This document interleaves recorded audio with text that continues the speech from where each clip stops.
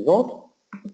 Alors, au départ, l'arthroscopie de cheville a suivi le cheminement de l'arthroscopie de genou d'épaule. C'était explorer les lésions associées, puis les traiter, puisque l'arthroscope fait le tour de l'articulation. Donc on s'est mis à traiter des conflits synoviaux, cicatriciels, des lésions chondrales, des fragments libres, mais aussi des lésions d'arthrose, des ostéophytes antéromédiaux, des ostéophytes sur le col du talus, sur les malléoles. Alors, l'arthroscopie, est-ce que c'est un phénomène de mode? Est-ce que ça découle de la vogue actuelle du mini-invasif? Est-ce qu'elle donne moins de raideur? Est-ce qu'elle donne moins de complications? Est-ce que ça va permettre aux patients de récupérer plus vite? Voilà ce que nous allons essayer de voir. On peut passer à la suivante. Et à la suivante. L'evidence-based medicine correspond à la pratique médicale basée sur des données probantes, sur des faits établis. Et elle fait intervenir la notion de niveau de preuve. Ces niveaux de preuve vont du plus validé, le niveau 1, ce sont des études randomisées, bien conduites, avec des effectifs suffisants. Elles vont du niveau 1 et elles vont jusqu'au niveau 4 et même au niveau 5, ce qu'on leur appelle l'avis d'expert. Le BM refuse les avis dits d'experts. Il a été démontré qu'un jeune interne qui fait la bibliographie sur le traitement d'une pathologie donnée va donner un avis statistiquement plus pertinent que son patron, qui aura tendance, lui, à se laisser un peu aveugler par son expérience et donc par des données plus anciennes. On considère, diapositive suivante, voilà, on considère que la pertinence d'une décision résulte d'un déparasitage. C'est-à-dire, on a les données de la recherche, validées, parasitées par les préférences du patient. Docteur, je veux une arthroscopie pour réparer mes ligaments, mais également par l'expérience. Le deuxième source de parasite, c'est l'expérience du praticien. L'expérience, par définition, fait appel à des notions relativement anciennes, parfois dépassées, et elle est teintée de subjectivité. Bon, maintenant, on va passer à la revue, avec la diapositive suivante. Voilà. Les ligamentoplasties sous arthroscopie font appel soit à des reconstructions anatomiques, soit à des ténodèses. Une question, est-ce qu'on ne refait pas un peu l'histoire de la ligamentoplastie classique? Alors, voici une étude multicentrique publiée par le ponte mondial de l'arthroscopie de cheville, Nick Van Dijk, qui est à Amsterdam. Ici, il fait une étude multicentrique, rétrospective, non randomisée. Il compare. Donc ici, c'est une technique classique. Hein. Deux groupes de patients, des groupes d'effectifs assez faibles, moins de 30, non homogènes. Il avait constaté plus de lésions dégénératives dans le groupe du patient opéré de ténodèse, dans le premier biais. Il y a quand même un recul moyen de 12 ans, c'est une publication, je signale, qui date de 2001. Et donc, ces résultats,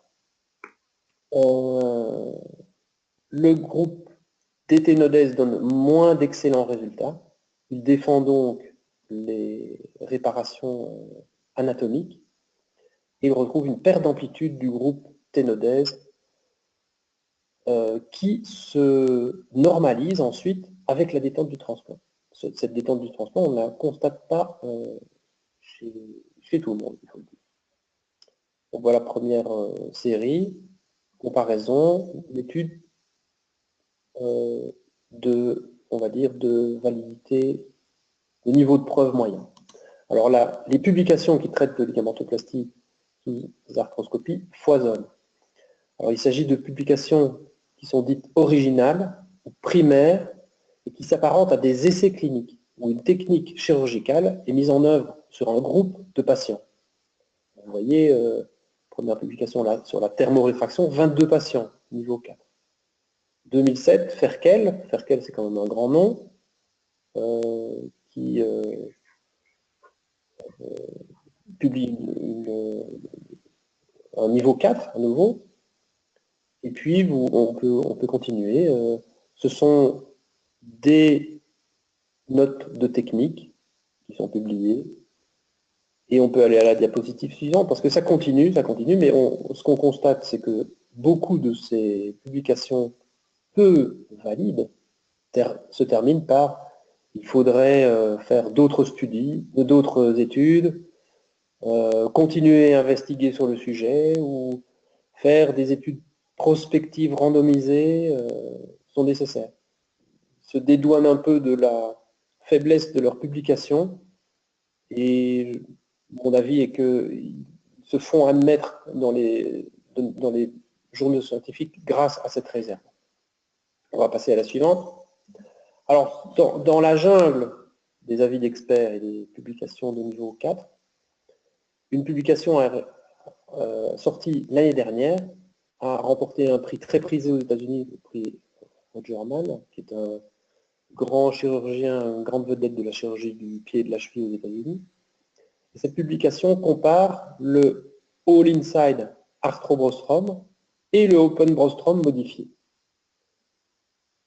Ça, voilà qui est intéressant. Alors, on va continuer avec la diapositive suivante.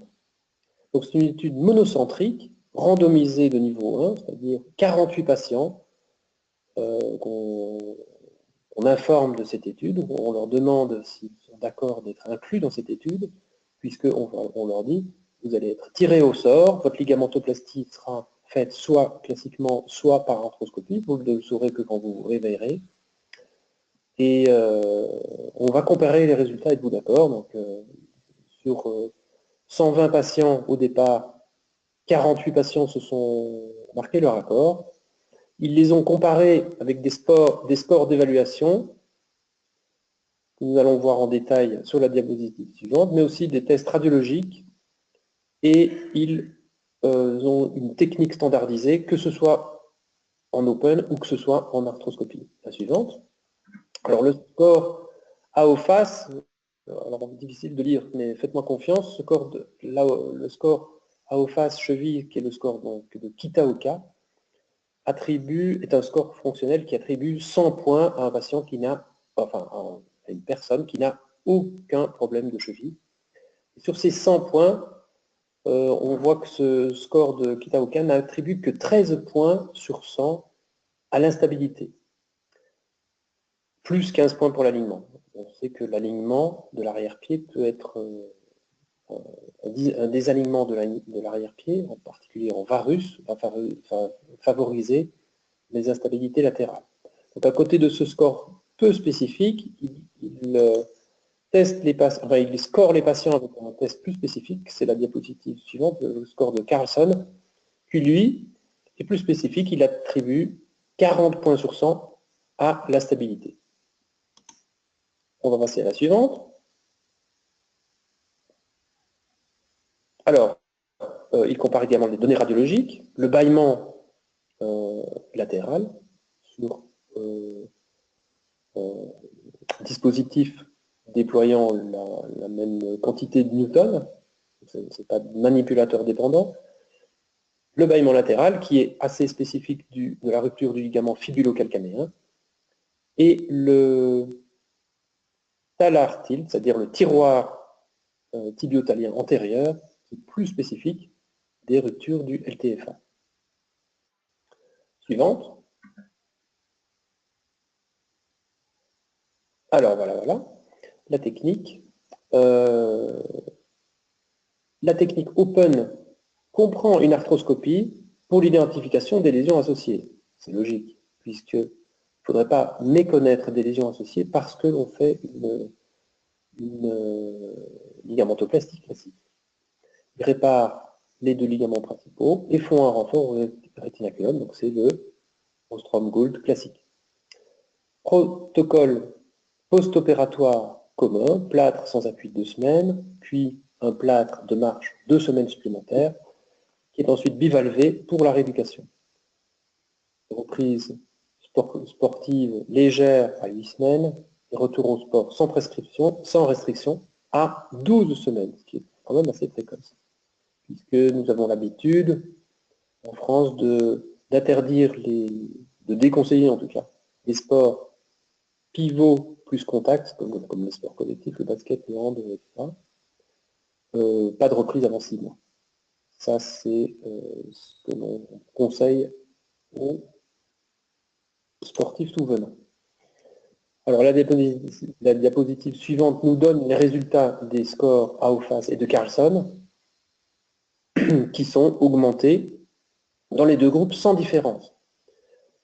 Les données radiologiques ne donnent plus aucune différence entre les deux groupes. Les complications sont les complications classiques des arthroscopies, de lésions du nerf fibulaire superficiel, vous savez, qui passe sur la voie d'abord antérolatérale. Il faut être très prudent lors de la régestion cette fois d'abord. Un nœud douloureux, ça doit être enlevé, un nœud sous la peau. La technique Open donne également de complications sur le nerf fibulaire superficiel, de récupération rapide, et aussi une infection avec une guérison sans séquelles. Bref, des résultats comparables.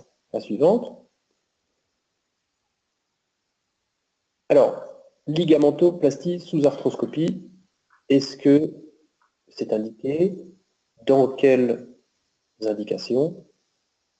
Difficile de tirer une conclusion avec cette littérature qui finalement ne nous donne qu'une seule publication vraiment validée. Alors on peut dire que les lésions isolées du ligament talofibulaire antérieur responsable d'un conflit antérolatéral avec une instabilité dans le seul plan sagittal, donc le tiroir, sans bâillement latéral, on peut peut-être se dire oui, pourquoi pas. Je me permets de temporiser à ce stade de niveau de preuve, même si je pratique. Je suis au laboratoire d'anatomie pour ma formation. Je fais des ligamentoplasties sous arthro au laboratoire d'anatomie et je vais discuter avec les ligamento-arthroscopeurs pour me faire ma propre idée. Les conclusions. Les techniques classiques sont éprouvées depuis très longtemps. La technique qui remporte le plus de succès dans le monde est la technique anatomique de réparation ligamentaire renforcée. Depuis les années 90-2000, il y a un boom arthroscopique au niveau de la cheville. Beaucoup de publications de techniques, beaucoup de publications avec des résultats à court terme, de petites séries, souvent non homogènes. Donc difficile de se faire une idée. La diapositive suivante, peut-être, ben voilà, l'exposé est terminé. Donc, Benjamin, j'espère que tu es toujours là. Oui, oui, toujours là. Et donc, les questions, y en a-t-il? Puis-je répondre? Ou est-ce que ça se le fait en différé? Alors, on va laisser quelques instants aux participants pour poser leurs questions. Je vous invite donc à les poser sur l'onglet à droite de votre écran. Pendant ce temps, le temps de taper au clavier, je vous indique déjà le calendrier de l'Académie de la cheville. Le prochain webinaire aura lieu le mardi 16 mai, toujours à 20 h. Et ça sera donc Romain Terrier, docteur en biomécanique, chercheur au laboratoire de l'Université de Savoie, le laboratoire interuniversitaire de la biologie de la motricité, qui va nous parler du temps de réaction péronéen et du rôle que cela a dans la prévention des entorses de cheville. Et comment on peut éviter les entorses en cas de déstabilisation soudaine. Donc voilà. Alors, est-ce que des questions arrivent? On va laisser quelques instants. Pour l'instant, a priori, ça a l'air d'être clair et limpide pour tout le monde.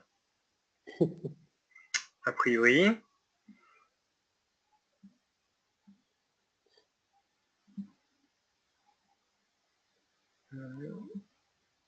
Non, bah écoutez, si vous voulez conclure, a priori, c'est il n'y a pas de questions après cette session. On peut peut-être dire que la question reste posée de l'intérêt et de la validité de ligamentoplastie sous arthroscopie. C'est la seule chose qu'on puisse tirer comme conclusion à cet exposé, qui va être très intéressant d'étudier la question, mais aujourd'hui, on n'a aucune donnée, enfin, on a une publication qui nous informe de la validité de cette technique, mais une seule publication sur des groupes qui ne sont quand même pas très très importants. Voilà ce que je peux dire pour conclure. Très bien. Eh bien, ah si, voilà, il me semblait bien que ça allait arriver. Les, les participants sont un peu moins vigoureux que les dernières fois, a priori. Alors, on a une question qui est arrivée de Yannick. Est-ce qu'on peut voir le tunnel tarsien sous arthroscopie? Alors oui, bien sûr. On arrive à aborder le tunnel tarsien par une voie latérale qui se fait par l'orifice latéral du sinus du tarse, et ça permet d'aller explorer le tunnel tarsien après s'être fait un peu de place, il n'y a pas de cavité dans le tunnel tarsien, il est rempli de graisse et de tissu. Donc on se fait un peu de place pour explorer notamment les structures du tunnel. Oui. Ensuite, on a un autre Yannick. On salue Yannick Barthélémy de la Belgique, évidemment. On le salue bien. Yannick nous pose la question de savoir, est-il fréquent de faire une réparation ligamentaire en même temps qu'une tendinopathie fissuraire des fibulaires? Alors dans la technique du blanchet que j'utilise, la voie d'abord suit le trajet des fibulaires. Et de manière systématique, quand on répare le ligament talofibulaire antérieur et le fibulo-calcanéen, on ouvre la gaine des fibulaires et on les explore, puisque, comme on le sait, il y a les instabilités anatomiques sur insuffisance ligamentaire peuvent être associées à des insuffisances fonctionnelles par insuffisance des fibulaires. Alors, bien sûr, on peut, dans le même temps, réparer les ligaments, réparer les fibulaires, tout comme dans le même temps, on peut réaliser une ostéotomie calcanéenne de valgisation en cas de varus symptomatique associé.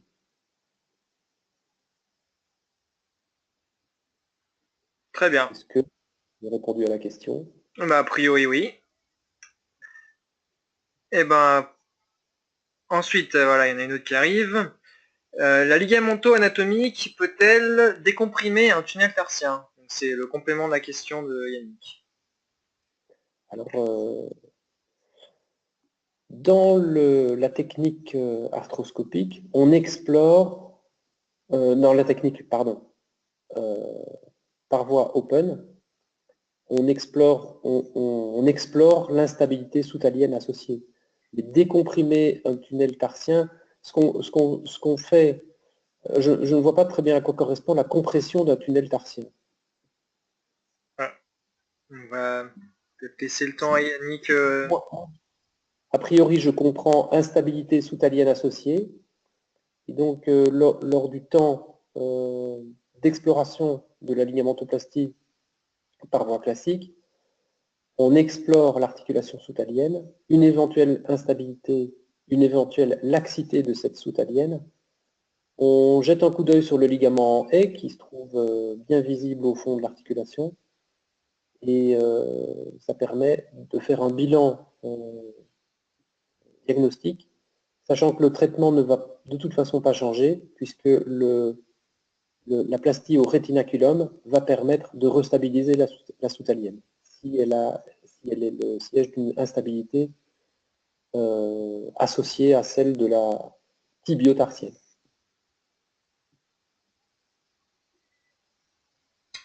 Ensuite, une instabilité peut-elle donner des souffrances du nerf tibial postérieur?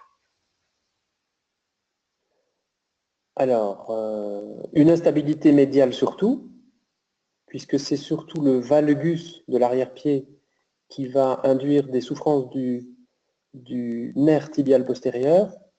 Et donc, c'est surtout les distensions du système ligamentaire médial qui est susceptible de donner des souffrances du nerf tibial postérieur. Dans les latérales, ça ne se voit pas souvent, même si on a parfois des laxités latérales associées à des laxités médiales. Ça peut exister.